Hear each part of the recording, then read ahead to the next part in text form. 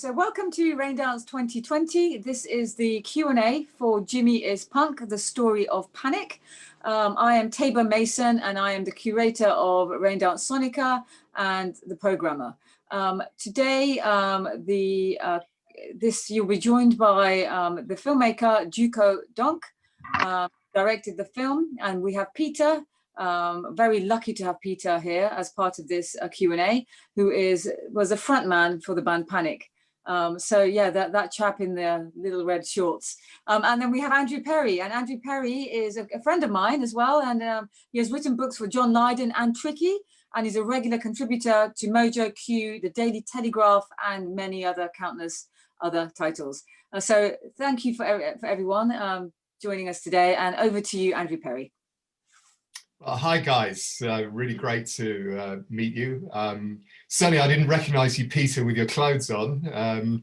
That's a bit of a new new development. But it's just primarily, if I understand the movie, it's really a concert film, and it's just a concert that anybody watching would wish that they'd been to. But you almost kind of feel like you're there, you know, because you're right in the middle of the action. And it's just, yeah, it's breathtaking and so exciting. And I guess we all hope that social distancing becomes a thing of the past fairly soon because of it. I mean, how do you feel, Peter, seeing that footage now, 42 years later?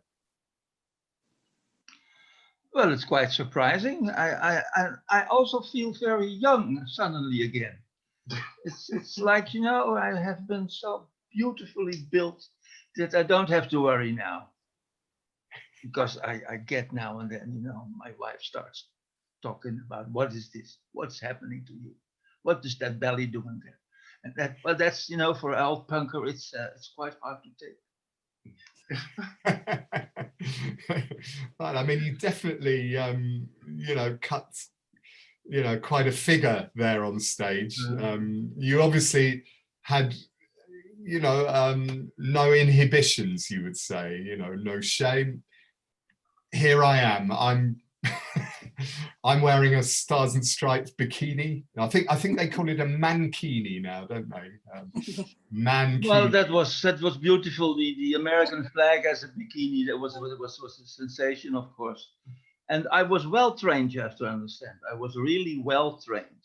I had run 400 hurdles for quite some years. I was 2 times Olympic candidate. I've been, and so I did some good running. And, I defended the Dutch colors also out of the country in Germany, France, Italy. Yes, it was quite an exciting time. And it was like I was preparing for being on stage again, just building up my power and my ability. Till I found the band that was going to do it with me. And so I did. So that was really amazing. So you were in bands in the 60s, right? Did you do bands in the 60s?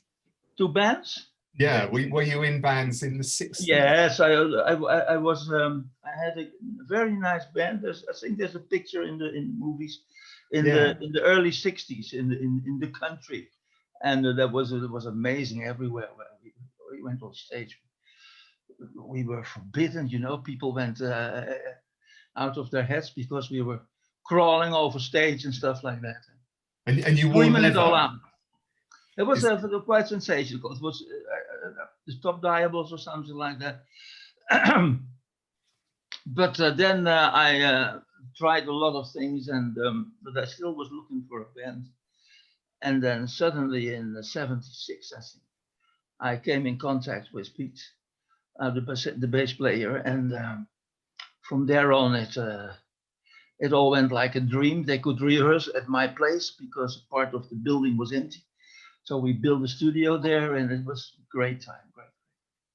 So you were at that stage almost an Olympic athlete. And how did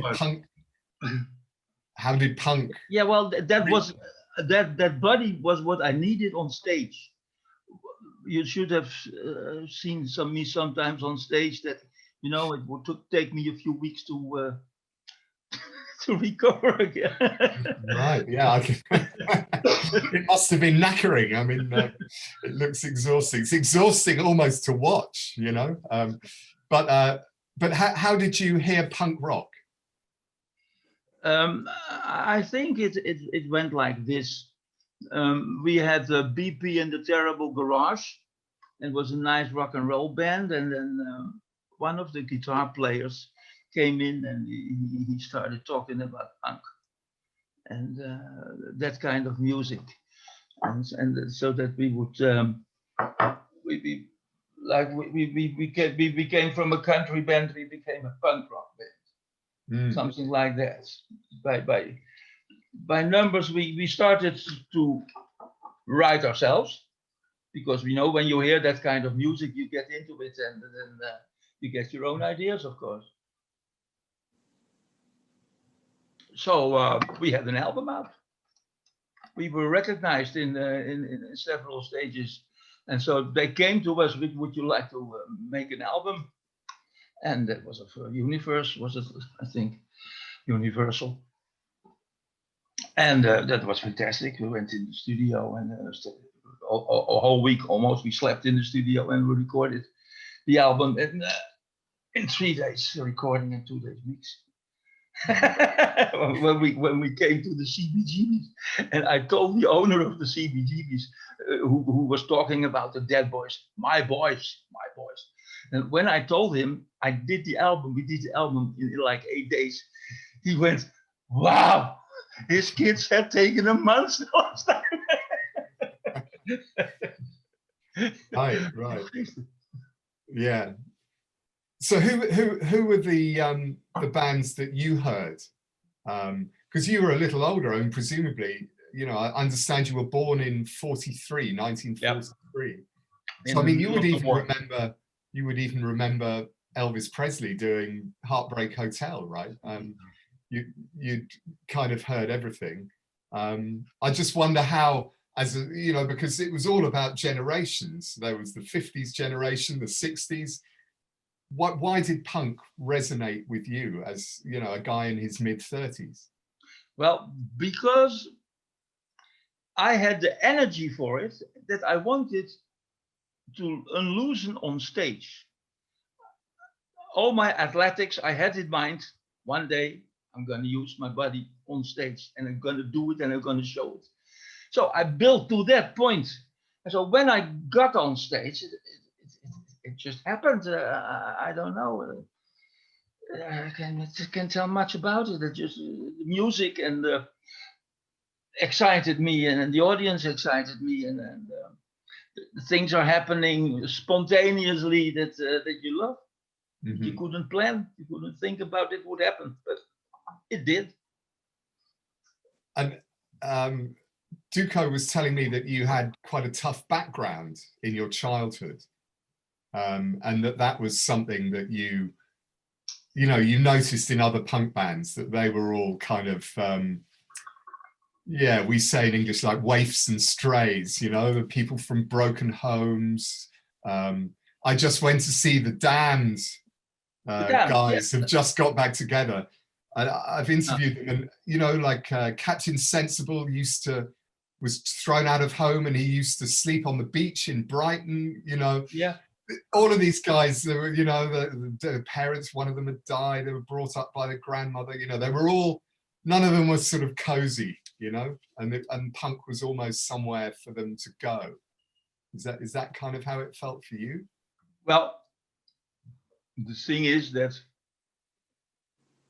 if you have had certain experiences, you recognize them in other people. You know how desperate you can be even as a kid. Yeah, it is hard to say, but things can happen when you're very young that you really have to carry your life. And it's, of course, it's all about broken marriage and stuff like that. Yeah. But I guess what's brilliant about the music and what comes across in Duco's fantastic film is that you can turn that energy into something creative and what's the word, communal, you know, it's just all these people coming together and sharing that kind of they know energy in a very explosive way, you know. Yes, they know where it's coming from. For sure, for sure. I mean, did you hear, because the big thing about punk rock was that you know, people saw a band and then realized that they could form one. You know, what did you have sort of, you know, copycat bands in Holland who saw Panic and kind of got involved and formed bands themselves? Or Well, the thing is, I tried with all the musicians that was playing in the street or playing in down there and there. I took them in the studio to find new ways of making music, and I never seen a band copying. No. There was another punk rock band that was called the Inside. No, not the Inside Nipples. Ivy Crew. Nee, but Piet is Piet The Trucker Kick. Yeah, the Trucker Keks. Oh, Our bass guitar player, that was something that was wanted to go, I think, become frontman singing. right. It must be, it can't be otherwise. We were driving the van to a gig, and Michael, the guitar player, says to me,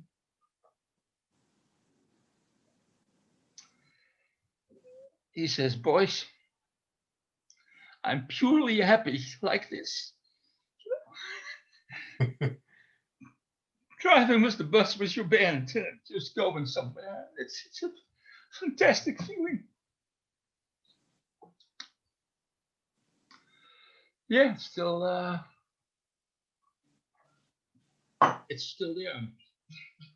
Wow. Wow. Listen what happened. Now, really a moment you can't imagine. Pete, the bass guitar player, says, "Hey boys, you have to think about the next thing. I'm gonna form my own group. That's it. I'm gonna have my own group. So bye. I'm pure happy." Right. Am I right? Trockene Keks, that means dry biscuit. Is that right? And I have a single with a song where he is singing in Dutch. Da-dum, da-da-dum, da-dum. That's the start of the song. Quite amusing. Maar goed, that's the end of what we heard about Pete. He went to another band. Right. So the show was near the end of the life of the band, the show in Gouda.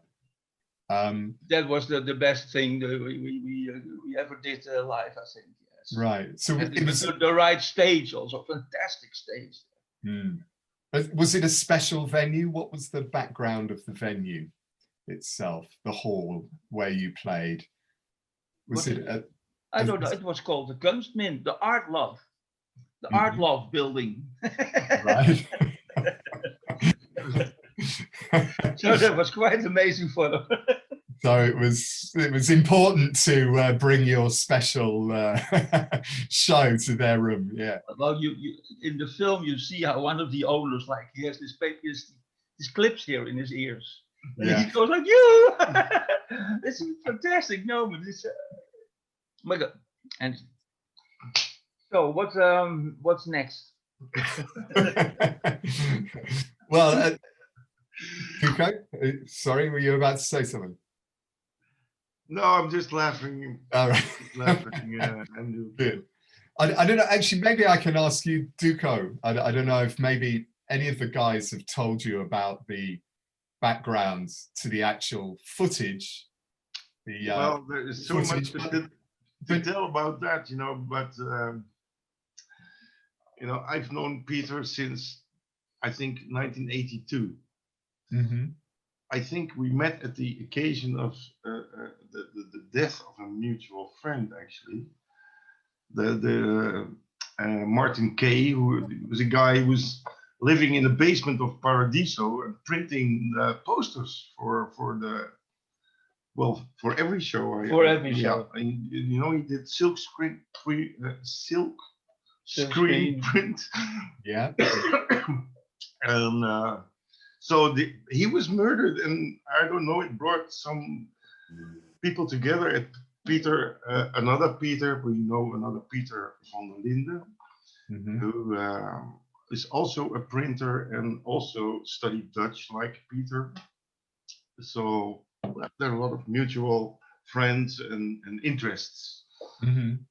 But I'd known Peter then in halfway the 90s for 15 years or so, and he never told me about Panic. He never said a word about it, but then he came with a film bins full of the film, asked me, "Dude, can you do something with that?" So that's how that started. And I made a video clip about the Requiem for Martin Heidegger. Mm-hmm. And, you know, it was just a thing you do for fun, you know, like if you love images and action and you see this footage, you know, we could only put 3 small rolls on video, and he had a black and white also on a videotape. So we just played with that, made something nice. And then years later, I saw a vlog of a Europunk exhibition that was traveling all through Europe. And there it was, you know, in a stationary thing, playing like 24/7 in musea all over Europe as the image of punk. And so in the back of my head was always this amazing footage. And only in 2012, you know, it's really expensive to put 16mm on, well, in that time, you didn't digitize, but you put it on video. But now we digitize it, and, you know, we have the full quality of it. I'll cut it short, you know, because Peter has so many more interesting things to tell, and sees the opportunity that the guys here, and ask him some more. I don't know where the others stay, but yes, sure. I know Michiel wants to join, and maybe you call him, Taiba, and see if he can still be invited or so. Okay, Right. I will try my best. We have 15 minutes, so he still has time to join. 15-20 minutes. But yeah, over to you, back to you, and Andrew. Well, I mean, what I was just going to ask about the footage is just the way for maybe those, you know, old punk rockers like myself, who maybe have never heard of Panic, something that a reference point I could give them if they've not heard of the band and they've not seen the film. Is that Michiel? Yeah, it may be. Yeah, but, sorry. Oh, yeah, that's must be Michiel. There he is. Mike de Koer. This is fantastic. Thank you for joining us, finally. Hey. And you are? I am Tabor Mason, the programmer of a fantastic film about your band. Lovely to meet you. And I'm Andy. Hello. Yes. Hi, Andy. Hey there. I'm going to get a chair. One moment.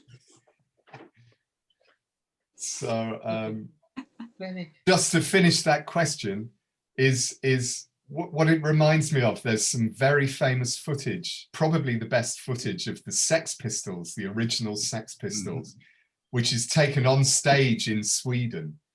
And that's what it reminds me of. It's just very rare to see it anywhere, that the cameraman is actually on stage, you know, getting the beer thrown at them, having the the fire extinguisher blasted in their face, you know.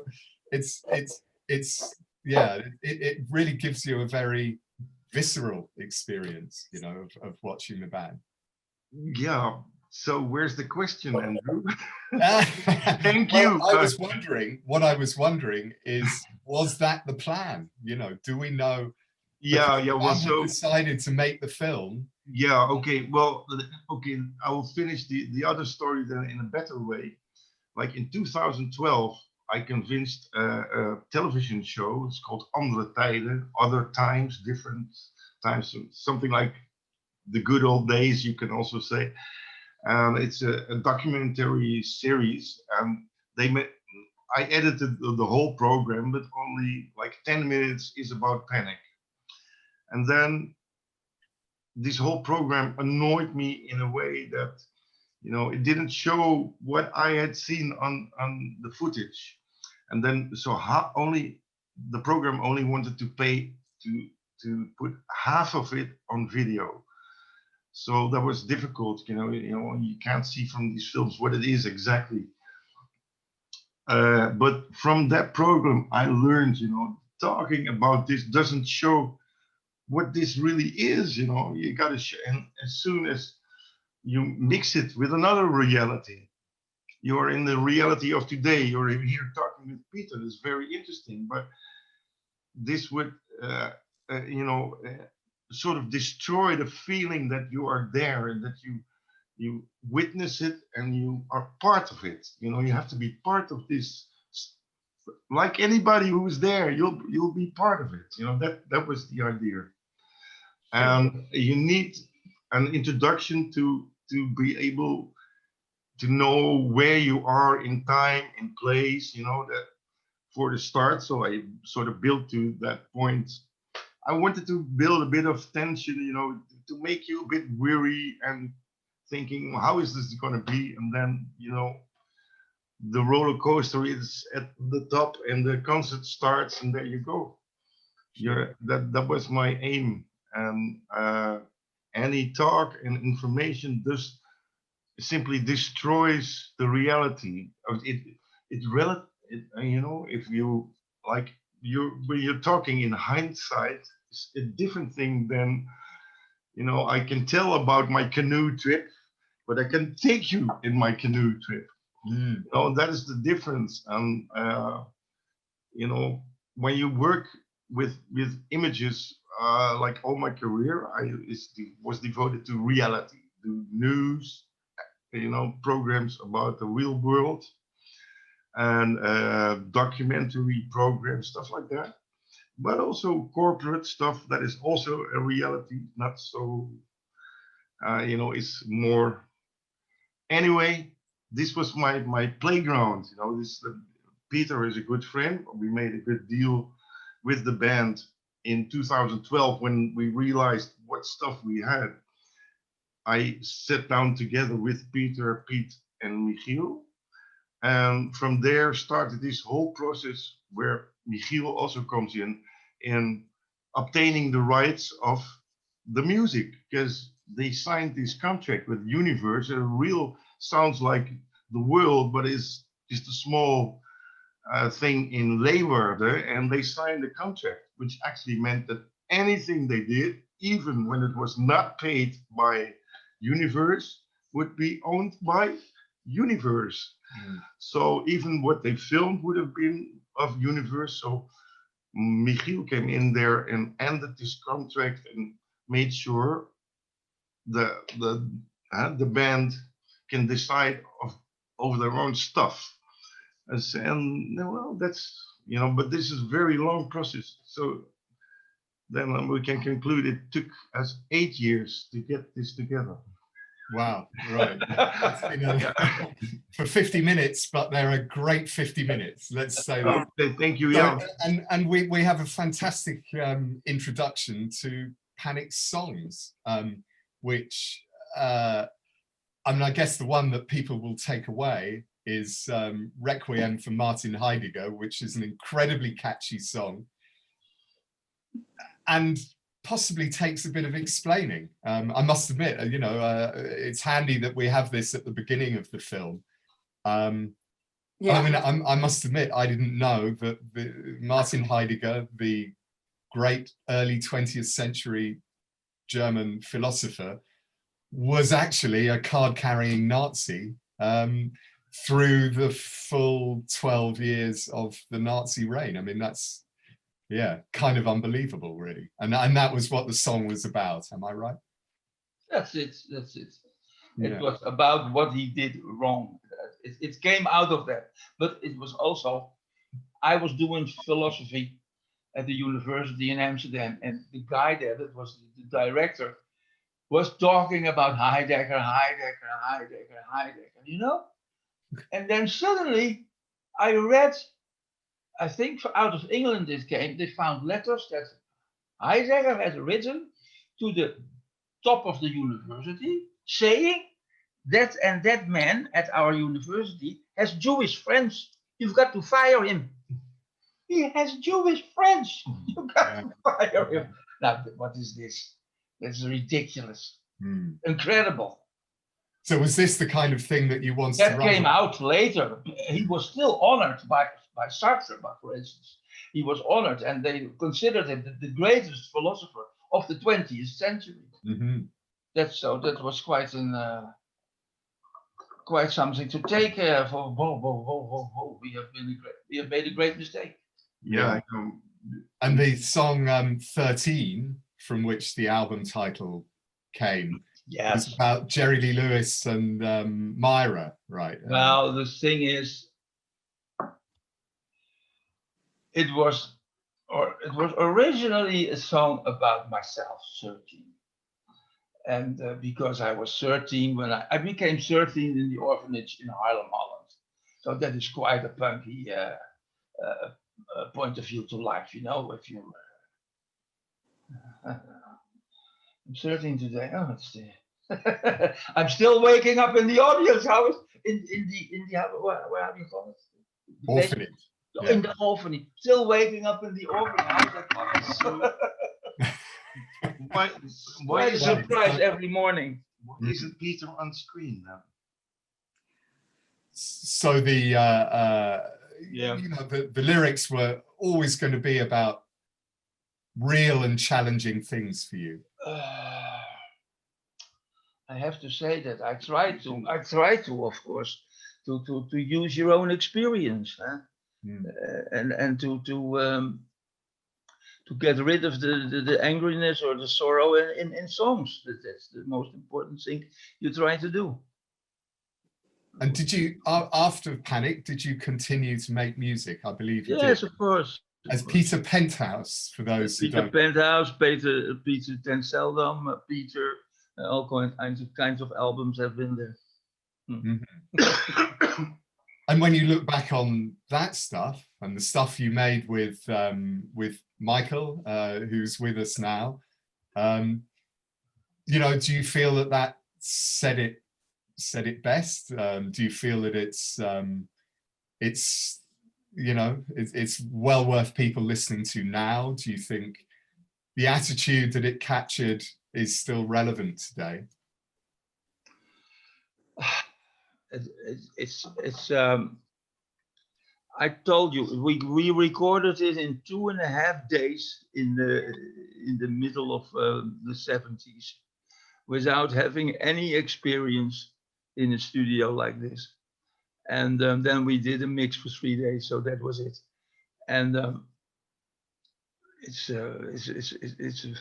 I think we were better live. we had more feeling on stage than... Maybe I can add something. Yeah. Yes, please do, Mike.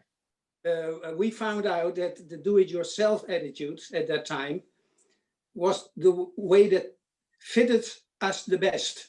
That was kind of made for us, because Peter and I and the rest of the group went for athletics trainings. And on the way back, we heard the English punk bands. And then we thought, that's something we can do as well. And so we started to make our own stuff. So I came up with ideas of chords, Peter made texts, I made texts, and we all fitted it in together. And it turned out that on stage, we were something different than 4 persons. We were more. And that's the whole unbelievable story, 4 boys against the rest of the world. And I still long for this period. I still have in my mind what we did then. I never found something like that again. And I miss sometimes working with guys like Peter, just giving him stuff, getting it back better. and then together making it to something. And that's the do-it-yourself attitude that fitted us. It came on the right time. Do you still see that attitude anywhere in culture, anywhere now? Not just. I think, yeah, maybe in music. 10 years before punk, it was also the Who and let's say the Kings and I forgot the name. All the English bands which were fresh and playing out of their heart, and for that time playing hard and rough. And then came punk, but after that, it's a kind of wave. It's coming back again. The do-it-yourself method is coming again back, and the new media helps them to do it themselves. Mm. You have their own channels to bring it for the audience. They don't need music companies or record labels. They can do it themselves. Right. So I think it's still here, and I think it's good. Yeah, something Duco sent me an email just this week, and he said that Peter doesn't have a mobile phone, doesn't do email, you don't do social media, and you know that's an example to all of us.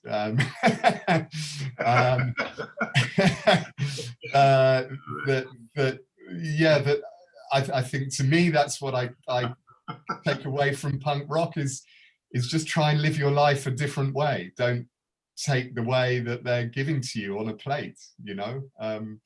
Just make up your own rules, right? Yes, just recently I saw the documentary White Riot about the start of the Rock Against Racism movement.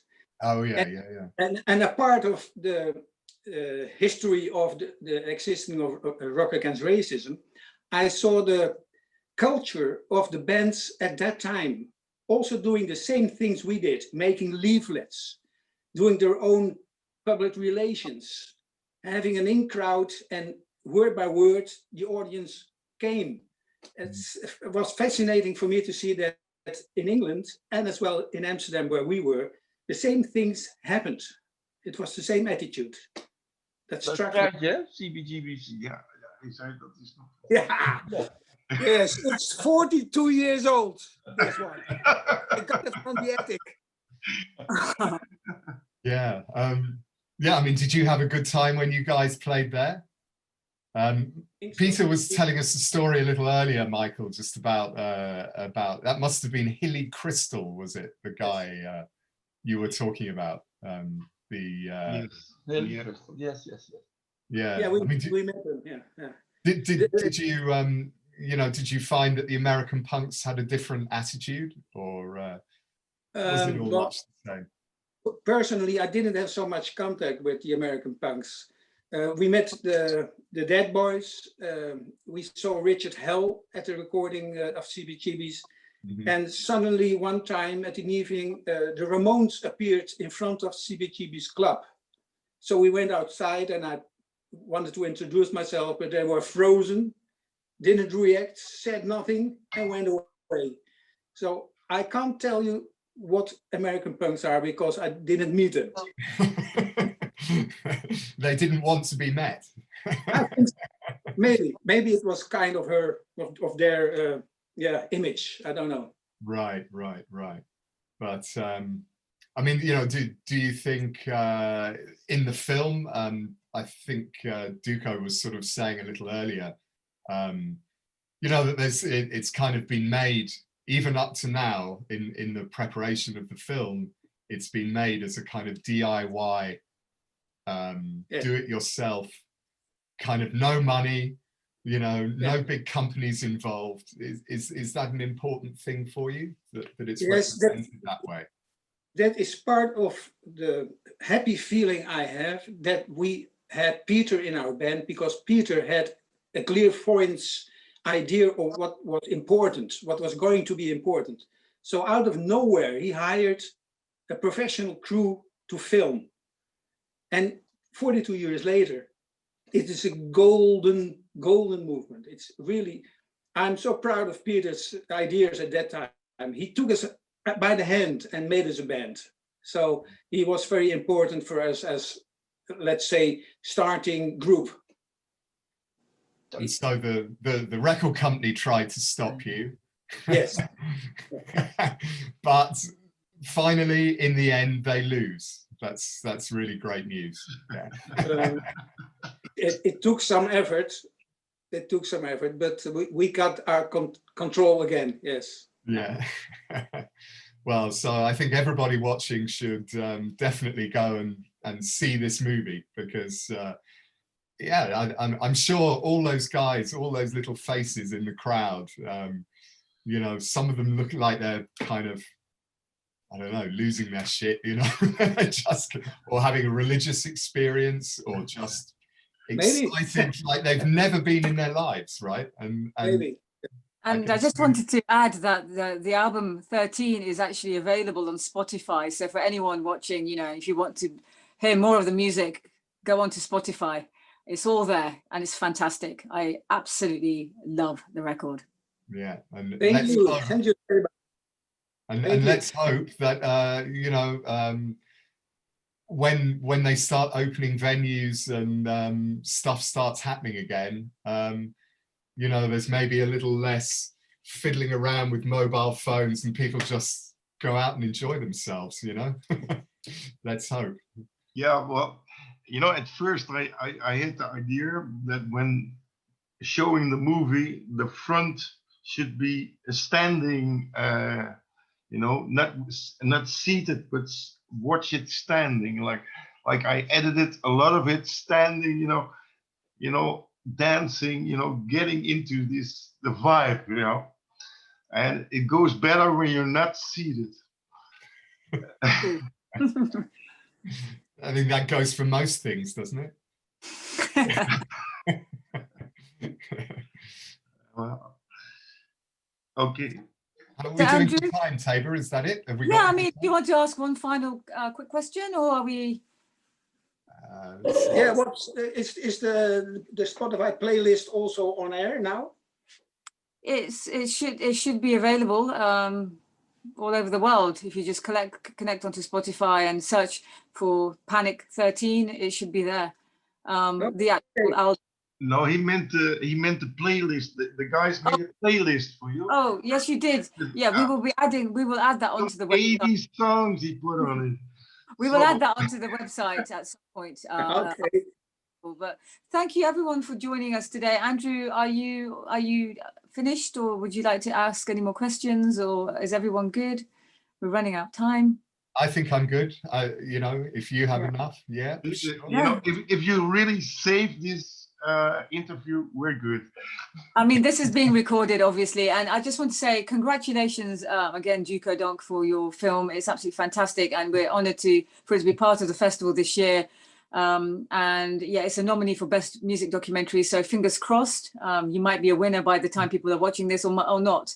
But yeah, thank you, Peter, for your time today, and thank you, Mikhail, for your time today, and Andrew, absolutely fantastic interview, and yes, thank you again.